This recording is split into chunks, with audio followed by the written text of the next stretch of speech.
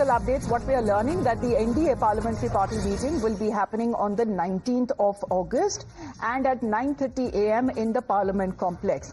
This is a development that we are learning as far as the NDA that has now called for a parliamentary party meeting, and that would be taking place at 9:30 a.m. in the Parliament complex. That means when it comes to the end of the monsoon session of Parliament, this parliamentary party meeting of the NDA would be taking place. Of course, right after that, that would be the build-up that would happen when it comes to several issues that are now in the offing when it comes to Bihar elections and the vote chori allegations that have been raised by the opposition.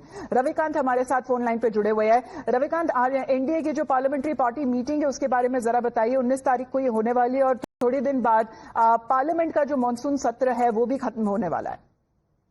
देखिए, NDA ने अधिकृत रूप से प्रधानमंत्री नरेंद्र मोदी और Bharatiya Janata party के राष्ट्रीय अध्यक्ष जेपी नड्डा को इस बात के लिए अधिकृत किया था कि उपराष्ट्रपति पद का उम्मीदवार एनडीए की तरफ से कौन होगा, इसका फैसला वो ले सकते हैं।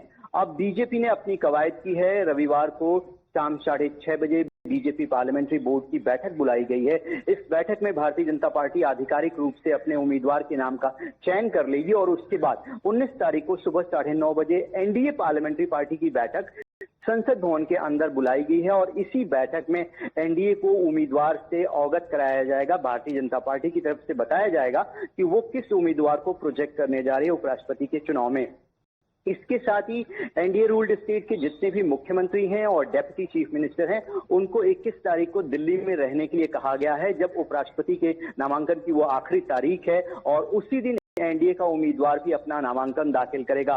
भारतीय जनता पार्टी एनडीए की एकजुटता को दिखाने के लिए ये एनडीए संसदीय दल की बैठक बुलाई गई है और बीजेपी ये दिखाने का प्रयास कर रही है कि इस उपराष्ट्रपति के चुनाव में एनडीए पूरी तरीके से एकजुट है। जिस भी उम्मीदवार के नाम का ऐलान होगा और जो मौजूदा स्ट्रेंथ चाहिए उपराष्ट्रपति के चुनाव में जीतने के लिए, वो फिलहाल एनडीए के पास मौजूद है। तो सारी प्रक्रियाएं लगभग पूरी कर ली गई हैं और पार्लियामेंट्री बोर्ड की बैठक में नाम तय कर लिया जाएगा और 19 तारीख को सुबह 9:30 बजे एनडीए की जो पार्लियामेंट्री पार्टी की बैठक होगी उसमें प्रधानमंत्री के संबोधन के साथ ही वो नाम पब्लिक डोमेन में होगा कि आखिरकार एनडीए किसे अपना उपराष्ट्रपति पद का उम्मीदवार बना रहा है। ऑलराइट, धन्यवाद आपका रविकांत हमारे साथ जुड़ने के लिए। So this seems to be a coordinated effort when it comes to leaders from the NDA who would be meeting in the Parliament complex and are expected to participate when it comes to the name for the possible next vice president of the country is concerned, where the last date of filing the nomination would happen on the 21st.